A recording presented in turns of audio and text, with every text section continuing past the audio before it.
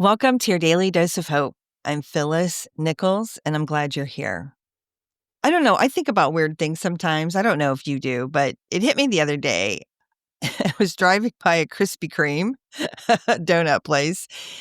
I don't know what. It just made me think about, how do things like that even come to be, right? Like, who is the first person? I really want to know. Like, who's the first person that looked at, a fried piece of dough that had been covered in sugar and think, what would make this better if we injected a bunch of jelly into the middle of it? Like, who thinks of things like that?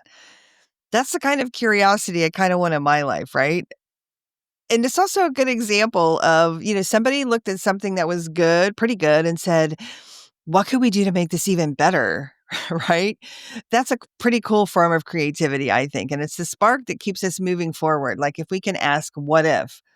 Curiosity is one of the most helpful traits that we have, and it means that we believe that there's more to learn, that there's more to explore, that there are different things out there we might not know about, that there's more to delight in.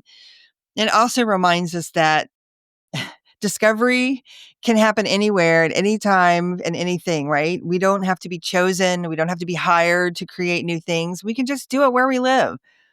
And sometimes it just takes a little bit of wonder or a willingness to play and ask yourself, what is. So the next time you feel stuck, ask the jelly donut question. What could make this even better?